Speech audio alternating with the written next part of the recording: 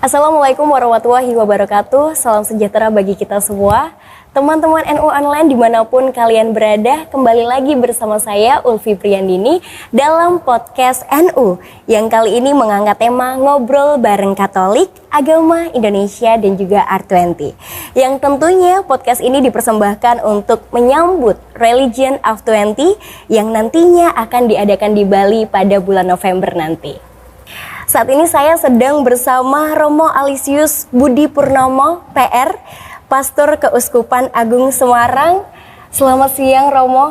Selamat siang, Mbak Ulfi. Iya, Ulfi Priyandini. Mbak Ulfi Priyandini. Romo, apa kabar hari ini? Kabar baik meskipun in proses recovery ya, check-in, kecapean. Betul. Kemarin general check up di rumah sakit. Karena batuk-batuk, puji Tuhan, alhamdulillah ternyata aman-aman saja, bukan karena COVID. Betul, Romo, karena belakangan ini tuh banyak sekali penyakit-penyakit yang berdatangan. Mungkin itu adalah transisi ya, Romo. Betul, masa dari transisi. Musim kemarau ke musim penghujan. Tentunya teman-teman NU Online juga semoga sehat selalu ya. Amin, Romo. kita doakan. Kita doakan. Baik, Romo, karena Romo sekarang sudah bertugas di Kota Semarang. Nah, terkait dengan gambaran umat Katolik yang ada di Indonesia, khususnya Kota Semarang, persebarannya, populasinya, seperti apa sih, Romo? Ya, kalau untuk data umat Katolik itu kita tersebar di seluruh Indonesia ini di 34 provinsi, tapi dilayani di 37 keuskupan.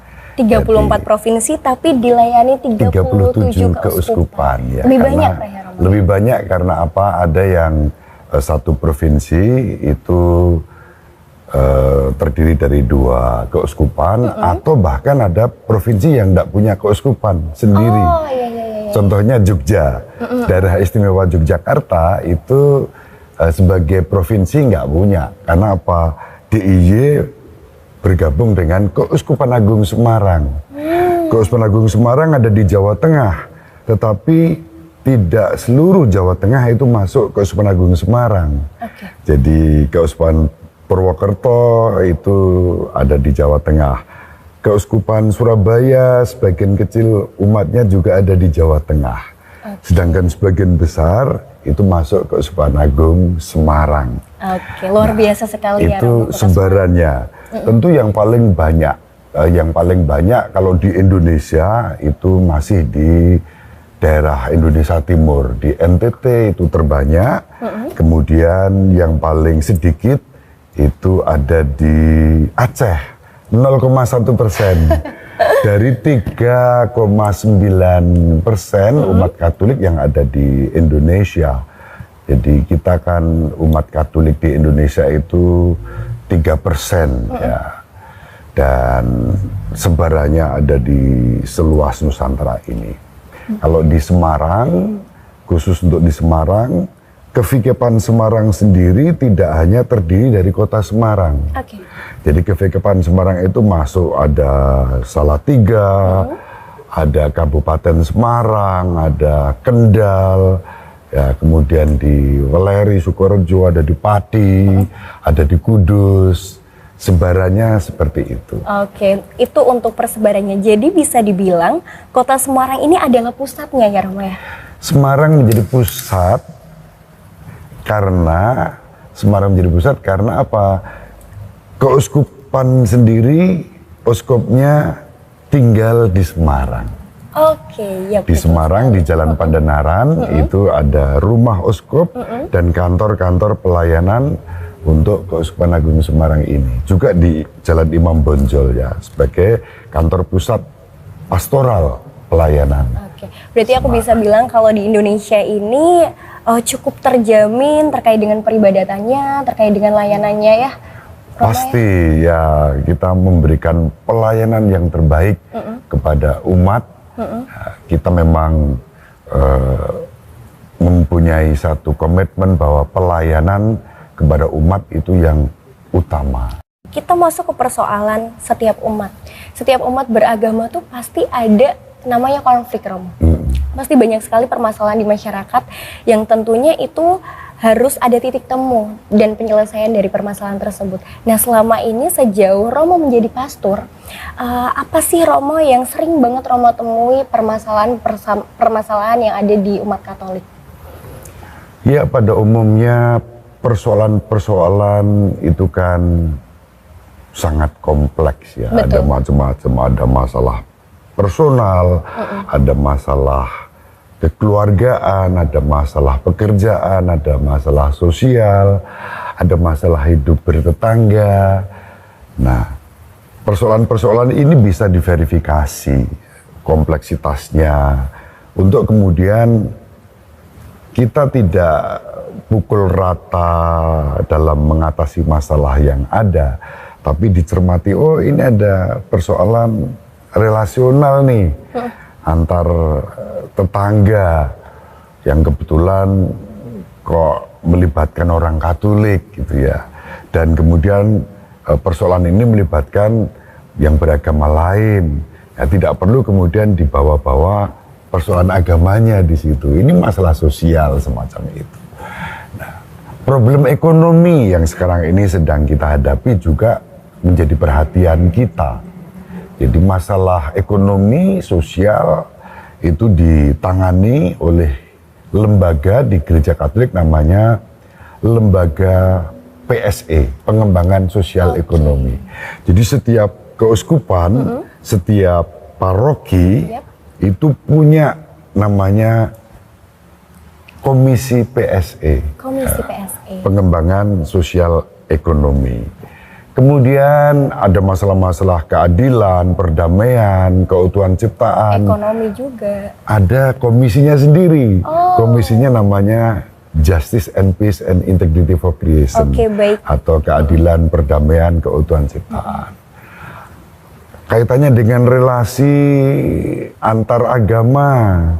Persoalan-persoalan itu ada yang namanya Komisi Hubungan Antara Agama dan Kepercayaan. Nah, kebetulan saya selama 11 tahun itu melayani sebagai Ketua Komisi HAK tingkat keuskupan ya, dari tahun 2008 sampai 2019. Sekarang ini saya diberi tugas selain mengajar di program Doktor Ilmu Lingkungan Unika Sugio Pranoto Semarang, juga menjadi Ketua Komisi Keadilan, Perdamaian, dan Keutuhan Ciptaan di Kevikepan Semarang. Oke, berarti jadi kita menangani persoalan itu ada divisi-divisinya. Masalah-masalah keluarga ada yang menangani Komisi Keluarga. Masalah pendidikan ada Komisi Pendidikan. Semacam itu. Oke, semacam itu. Berarti tadi terkait permasalahan di masyarakat nih, Romo, sudah ada divisi-divisi keuskupan sudah menyediakan seperti itu ya.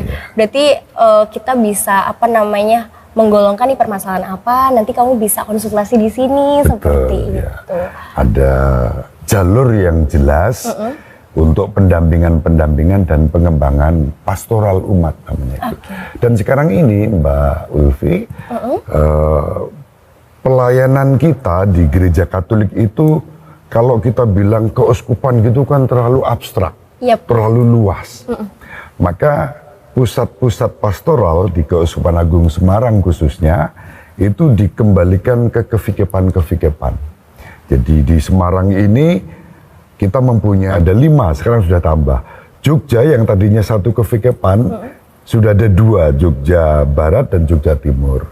Lalu ada kevikepan Kedu. Oke, berarti jadi, ada 5. Iya, ada 5 kevikepan. Dan di kevikepan-kevikepan inilah seluruh pusat pastoral itu dilakukan, didampingi secara intensif. Maka yang dulu ada komisi-komisi di tingkat keuskupan, sekarang ini sudah tidak ada lagi. Jadi misalnya dulu saya komisi HAK tingkat keuskupan. Nah sekarang komisi HAK itu tingkat kevikepan semua. Gitu. Oke, baik Romo. Itu terkait dengan populasi, keadaan umat Katolik dan juga persoalan-persoalan umat Katolik yang tentunya sudah ada divisi-divisi masing-masing yang bisa menangani hal tersebut. Romo, berbicara terkait dengan relasi beragama, Romo tentunya dengan umat Muslim, tadi juga sempat cerita ya Romo ya, bahwa Romo adalah salah satu teman baik Gus Dur, bahkan sebelum jadi presiden, bisa diceritakan kedekatannya seperti apa Romo? Iya, sebetulnya kan kedekatan dengan Gus Dur itu bisa macam-macam ya.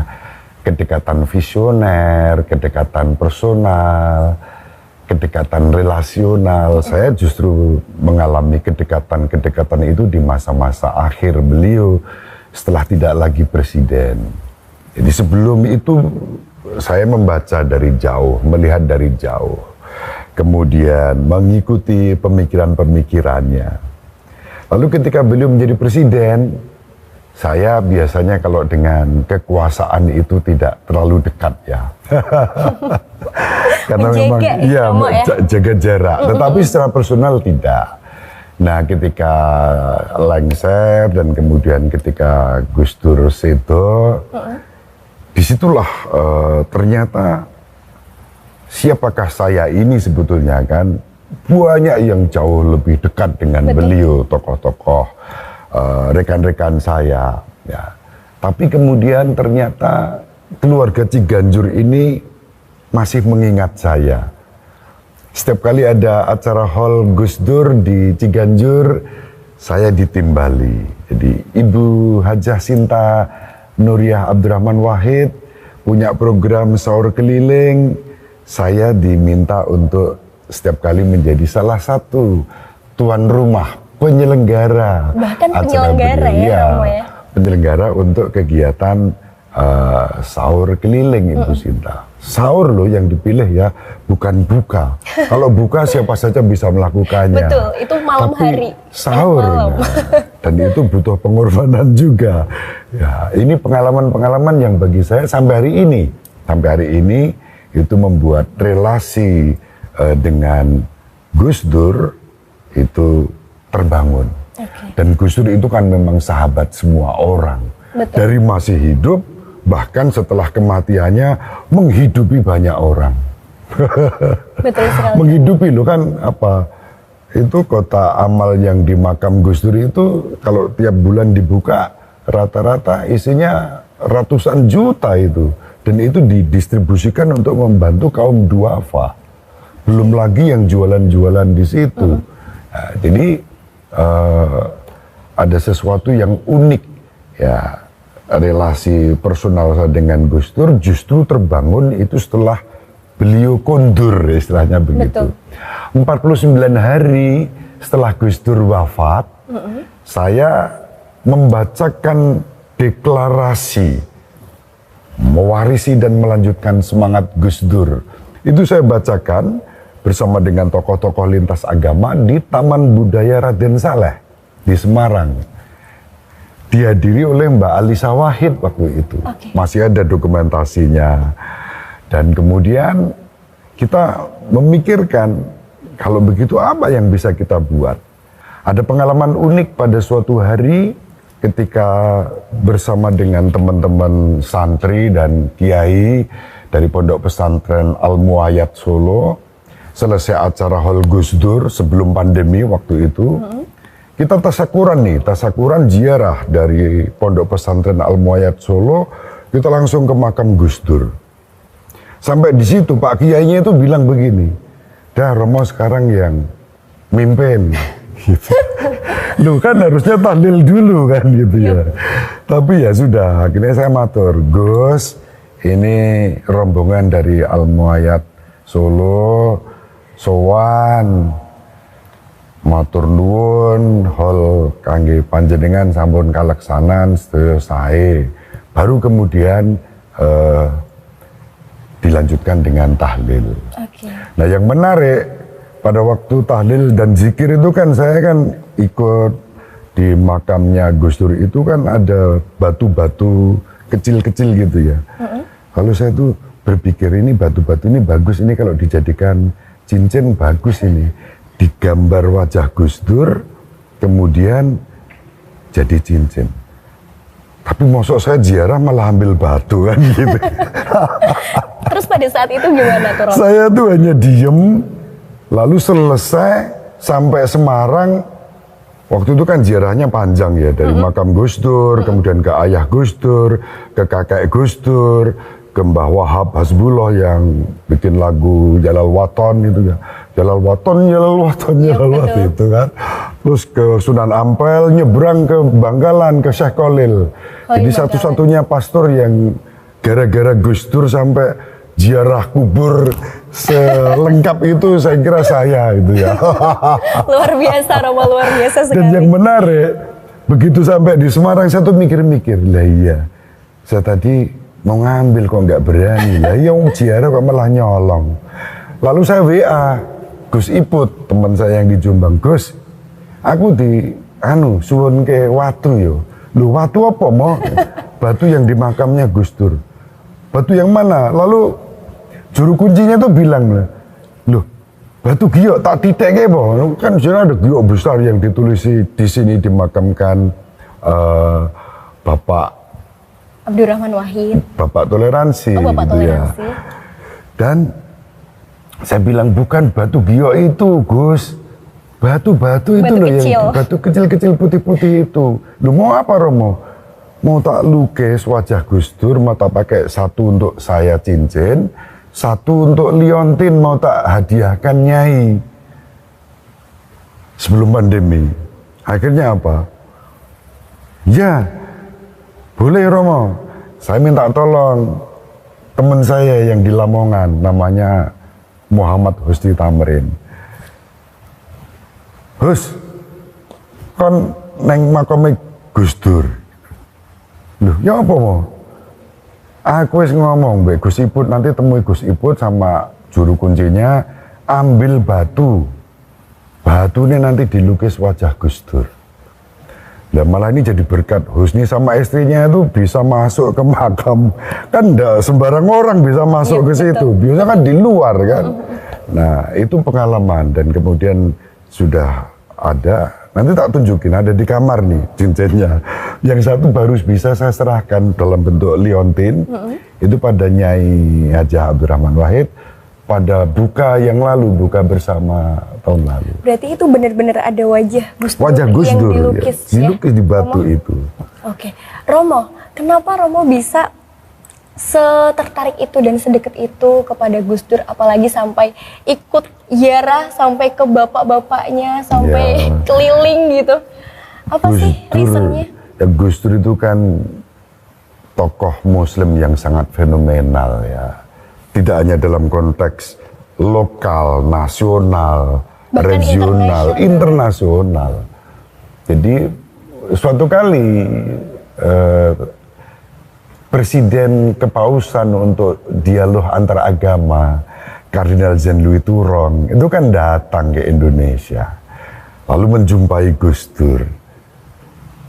Sama Gus Dur itu dihadiahi apa coba? Mangga. Karena kebetulan Kardinal Jean-Louis Turong itu suka makan mangga. Lalu dihadiahi mangga harum manis, pelem arom manis gitu. Gus Dur itu menjelaskan pakai bahasa Perancis karena kebetulan kan beliau orang Perancis ya. Jean-Louis Turong itu orang Perancis. Gus Dur dalam bahasa Perancis ngomong, ini mangga arom manis. You tahu arom manis itu maknanya apa? Di Indonesia ini arom manis. Arom manis itu harum dan manis. Itulah harmony. The harmony is sweet smell and sweet taste gitu ya. Jadi arom manis, harmonis. Ketika kita hidup rukun itu ya aromanya ya harum, rasanya ya harum. Simbolnya ada di Indonesia. Mangga arom manis ini. Lalu mangga itu dibawa sampai akhirnya di Prancis, Romo. Dibawa ke Vatikan. Ke Vatikan langsung. Sadus itu ditaruh di meja makan. Luar biasa sekali Gus Dur. Jadi saya dilapori sama Romo Markus Solo yang menjadi sekretaris di PCID ini ya, bahwa mangga itu ditaruh di meja kepausan, simbol harum manis. Jadi sangat fenomenal. Kemudian juga ketika bersama Paus Yohanes Paulus II, ya Gus Dur kan audiensi di Vatikan dan ya sama-sama sebagai simbol penyandang disabilitas ya, Gus Dur dengan penyandang disabilitas netra, Paus saya penyandang disabilitas karena Parkinson, karena menanggung penderitaan habis ditembak, kemudian pengalaman dibacok dan seterusnya. Sebagai sesama pribadi yang menderita tapi tetap berkorban untuk kemanusiaan sesuai agama masing-masing. Betul sekali Romo. Oke, Romo, selain Gus Dur Abdurrahman Wahid, tokoh yang sangat fenomenal sekali, selain itu apakah ada relasi tokoh yang cukup dekat dengan Romo saat ini? Ya, sahabat-sahabat saya di kalangan Islam, Hindu, Buddha, Konghucu itu memang terbangun ketika saya menjadi ketua komisi hubungan antar agama dan kepercayaan tingkat keuskupan ya waktu itu. Saya masuk dalam semua relasi ya, dari Hindu, Buddha, Konghucu, Islam terutama itu hampir di setiap kota tuh saya punya sahabat kiai, sahabat dan guru saya. Di Jombang itu yang sangat dekat dengan saya, dari Pak Kiai sampai gus-gusnya itu Kiai Jamil. Itu di Pondok Pesantren Kiai Mojo di Tambak Beras. Kebetulan beliau concernnya sama dengan saya untuk ekologi. Tapi guru dan sahabat saya yang paling saya kasih, saya hormati, sudah saya anggap sebagai eyang kakung saya sendiri itu Gus Mus. Gus Mus. Jadi Gus Mus itu menjadi figur yang bagi saya sangat istimewa. Kalau saya sowan ke Leteh juga beliau menyambut dengan baik dimanapun kita berjumpa. Pernah itu viral itu foto gara-gara ya, saya kalau berjumpa Gus Mus karena beliau itu guru dan sahabat saya selalu cium tangan beliau. Kami cupika-cupika. Ternyata ada wartawan yang memotret itu on spot, lalu diupload. Jadi viral ketika saya dengan Gus Mus cupika-cupiki itu. Itu yang salah satunya kemudian diangkat oleh Mbak Nana di Mata Najwa. Ketika panggung Gus Mus saya ditimbali untuk itu. Dan gara-gara Gus Mus ini, seumur-umur saya itu kan sebagai pastor, kami sebagai pastor itu tiap tahun membaharui janji imamat. Tiap tahun menjelang Kemis Putih, menjelang Jumat Agung, wafat Isa Al-Masih. Semua pastor itu membaharui janji imamatnya. Saya dapat bonus tidak ikut upacara pembaharuan janji imamat di katedral bersama Oskop. Tetapi saya memberi janji imamat saya bersama Gus Mus waktu itu di Mata Najwa. Luar biasa sekali. Saya izin waktu itu Semarang masih tata lowong, pimpinannya administrator itu Romo FX Sukendar. Saya telepon, Romo, ini gimana? Saya ditimbali Mata Najwa untuk panggung Gus Mus. Tapi pas acara bersamaan dengan pembaharuan janji imamat, apakah saya boleh berangkat? Boleh, karena ini langka peristiwanya. Jadi saya memberi janji imamat saya di depan Gus Mus itu. Luar biasa sekali Romo. Di studio Mata Najwa. Langsung ya Romo. Apakah masih ada siaran langsungnya itu Romo? Itu siaran tunda sih waktu itu, siaran tunda. Tapi dokumentasinya kan masih ada. Waktu itu saya Gus Mus membaca puisi, sajak atas nama, saya mengiringi dengan saksofon. Nah, disitulah relasi dengan Gus Mus itu semakin dekat, bahkan ketika saya riset untuk disertasi saya, beliau itu berkenan menjadi responden utama saya. Responden utama. Dalam kasus pabrik semen di Rembang. Jadi beliau mendukung gerakan-gerakan penyelamatan lingkungan yang dilakukan oleh siapapun. Dan jawaban-jawaban beliau untuk riset saya itu sangat istimewa. Kompleks sekali ya pasti. Iya, sampai ketika waktu itu kan saya studi S3 itu saya tempuh begitu cepat ya, 2 tahun 5 bulan selesai. Lalu ketemu Gus Mus di Magelang beberapa waktu yang lalu. Saya udah potong rambut, Gus Mus itu langsung, wah, setelah dokter potong rambut. Loh Gus, harusnya Gus Mus itu yang dokter kan. Gus Mus, kalau nggak ada Gus Mus ya saya nggak lulus, saya bilang gitu. Betul, karena responden utamanya tadi ya Romo ya. Jadi kedekatan sampai seperti itu. Betul Romo. Lalu dengan Habib Lutfi bin Ali bin Yahya di Pekalongan, itu saya mengenal beliau sejak tahun 2010, saya sowan ke pondok. Pertama kali ketemu Habib Lutfi, ada banyak tamu lain, ada Menteri Purnomo Yusgiantoro waktu itu, kemudian saya. Loh, Habib Lutfi itu yang langsung didatangi itu saya. Langsung saya dipeluk, kami cupika-cupiki. Padahal baru pertama kali ketemu. Ternyata ya sama-sama saling mengikuti di medsos, di berita gitu ya. Betul. Sehingga sejak itulah saya bersahabat dengan Habib Lutfi. Jadi kalau Habib Lutfi ada tausiah di mana itu saya pasti Semarang, saya dipanggil, saya datang, soal ketemu seperti itu. Bahkan foto kami berdua waktu cupika-cupiki dengan Habib Lutfi itu jadi viral di Roma. Viral kembali ya Romo ya. Jadi malah dimuat di salah satu majalah di Roma, saya dapat kiriman. Jadi judulnya itu contoh kerukunan umat beragama di Indonesia. Luar biasa. Seorang pastor dan Habib bisa berpelukan cupika-cupiki. Luar Jadi biasa itu sekali pengalaman. Romo. Itu kedekatan Romo dengan beberapa tokoh. Iya, di masih Indonesia. ada Gus Yusuf, ada Gus Muafik. Waktu kami masih sama-sama gondrong tuh, kalau ketemu Gus Muafik ya dibilang kita ini kayak kayak patung kiri kanan gitu ya. Patung dewa-dewa yang di kiri kanan. Dulu kan ada bank yang ada patungnya gitu kan, kiri kanan itu.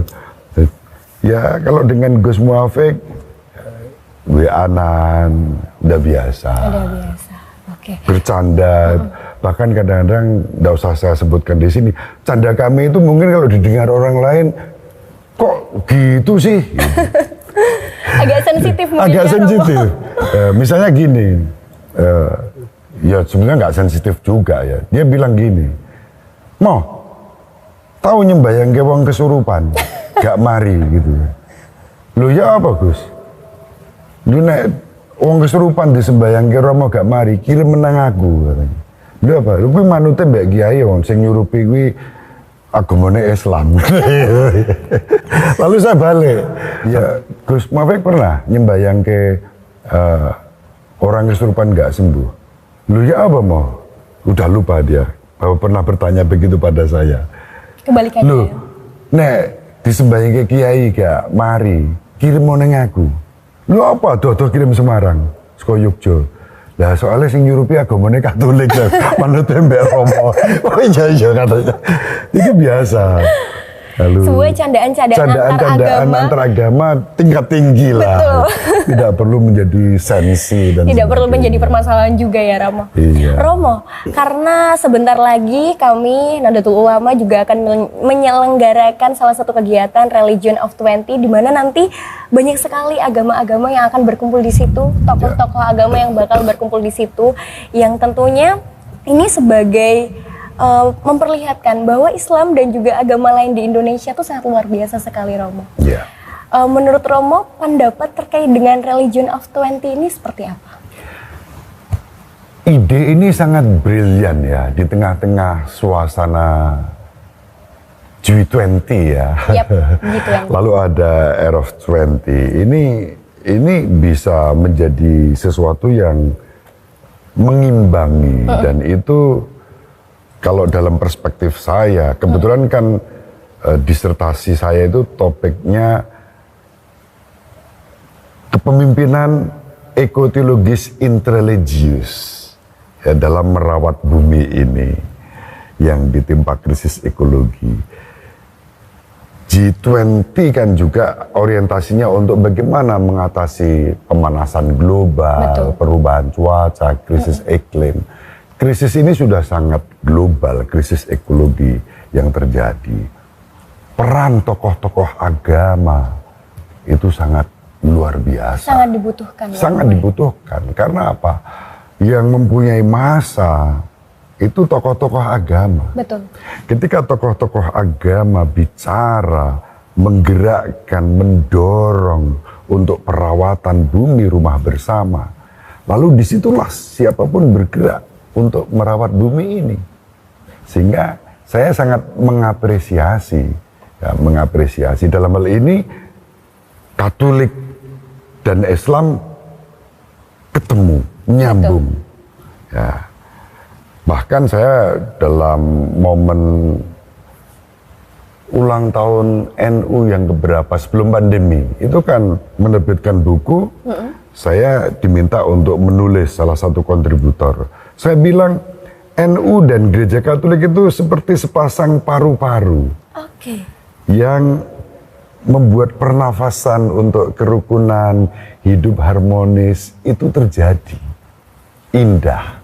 Indah sekali, Romo. Apalagi kalau ditambah dengan unsur-unsur lainnya, semakin kuatlah kerukunan itu dijaga. Sedangkan hanya NU dan Katolik saja itu sudah bisa menjadi kekuatan. Apalagi dengan yang lain. Ya. Gitu kan, Romo. Juga Islam lain, Muhammadiyah, kemudian agama-agama lain, itu sangat kuat. Gitu. Jadi disitulah impian untuk mewujudkan kerukunan antar umat beragama yang kemudian memiliki kepekaan ekologis untuk merawat bumi rumah bersama, itu saya merasa terjawab dengan gagasan ini. Ya. Apalagi sejak tahun 2015, Mbak Ulfi, Paus Fransiskus itu menerbitkan ensiklik, namanya ensiklik Laudato Si. Satu-satunya ensiklik yang mengutip tokoh Islam, Ali Al-Khawas. Jadi ensiklik itu kan ajaran resmi seorang paus kepada para oskop, imam, diakon, dan umat Katolik. Biasanya yang dikutip itu teolog-teolog Katolik. Ini yang dikutip seorang mistikus beragama Islam. Luar biasa. Ali Al-Khawas namanya, Syekh Ali Al-Khawas. Kalau saya matur di depan kiai-kiai nyebut nama Ali Al-Khawas itu, wah langsung nyambung. Seorang mistikus yang sangat peduli pada lingkungan hidup. Lingkungan hidup tidak hanya dipandang A, B, tapi juga C. Jadi A itu abiotik, benda-benda mati, B itu biotik, tanaman dan binatang-binatang, tapi juga C, culture. Yang punya culture itu manusia. Tradisi dan juga budaya. Iya, tradisi budaya, dan terutama Ali Al-Khawas ini sangat peduli pada mereka yang menderita. Nah, puisi Ali Al-Khawas ini dikutip oleh Paus Fransiskus dalam ensiklik Laudato Si. Dan beliau menyerukan bahwa semua agama, mayoritas penduduk di muka bumi ini mengaku sebagai umat beragama. Maka kalau semua umat beragama mau bersama-sama bergerak mengatasi krisis ekologi, akan terwujudlah perdamaian, keadilan, dan keutuhan ciptaan kembali. Betul sekali. Jadi ini adalah sesuatu jawaban dari keresahan-keresahan Romo sebelumnya, di mana seharusnya tokoh-tokoh dari umat beragama ini harus berkontribusi juga dalam hal ini gitu, Romo.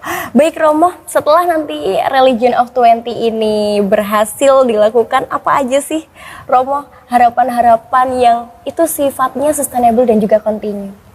Ya, sustainable continue itu kata kunci bagi saya ya, karena pertama, kerukunan itu merupakan kebutuhan abadi, persaudaraan sejati. Apapun agama dan kepercayaan kita, itu kita dipanggil untuk mewujudkan kerukunan persaudaraan sejati. Kerukunan persaudaraan sejati yang berbuah pada karya-karya ekologis. Ya, kita dipanggil untuk mendengarkan seruan-seruan ciptaan. Ciptaan ini sekarang ini sudah menjerit. Ada jeritan positif yang membuat kita bisa memuji dan memuliakan Tuhan. Betul. Ada jeritan-jeritan yang tragis yang membuat kita harus tergerak hati untuk berbelas kasih, menjaga lingkungan kita. Nah, sustainabilitas itu terkait dengan kepedulian kita pada mereka yang disebut kalau dalam tradisi Katolik itu KLMTD. Kaum kecil, lemah, miskin, tersingkir, dan difabel. Nah, ketika kepedulian kita yang meluap dari ajaran agama kita, apapun agama dan kepercayaan kita, terwujud dalam kepedulian itu, lalu keindahan, kerukunan, persaudaraan, hidup harmonis pasti akan terwujud. Itu yang diharapkan ya Romo. Menjadi berkat untuk umat dan masyarakat. Umat seluruh alam tentunya. Iya, dan alam semesta. Baik Romo, gak kerasa kita sudah ngobrol banyak sekali terkait dengan kedekatan Romo dan juga populasi Katolik di Indonesia saat ini. Sebelum Andin tutup, silahkan Romo untuk memberikan closing statement, pesan-pesan dan kesan untuk teman-teman NU Online yang sudah menonton podcast ini. Pada teman-teman NU Online dimanapun berada, salam rukun. Saya ini diam-diam sejak lahir sudah NO loh. Kok bisa? Loh iya, nama saya Alois Budi Purnomo. Purnomo. Sejak lahir sudah NO saya. Jadi kalau selama ini dekat dengan teman-teman NU, dengan kiai-kiai NU, dengan santri-santri itu sudah biasa. Saya santrinya Habib Lutfi, santrinya Gus Mus, saya santrinya Ibu Hajah Nuriyah Abdurrahman Wahid, saya santrinya Gus Muafik juga, santrinya Mbah Romli Jamil itu. Jadi kita rukun dan kerukunan itu indah. Selamat mempersiapkan dan melaksanakan R of 20 menjadi berkat bagi umat dan masyarakat, mewujudkan peradaban kasih ekologis interreligius. Baik, amin Romo. Semoga Religion of 20 bisa lancar dan juga sesuai yang diharapkan. Baik, terima kasih sekali Romo sudah ngobrol bareng Ulfi Priyandini kali ini. Saya sangat insightful sekali dan semoga bisa bermanfaat bagi seluruh teman-teman NU Online yang sudah menonton podcast ini. Saya Ulfi Priyandini pamit undur diri. Wassalamualaikum warahmatullahi wabarakatuh.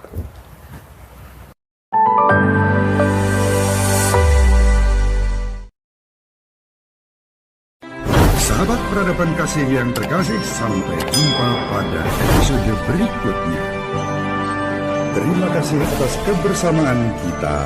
Salam peradaban kasih ekologis berkah.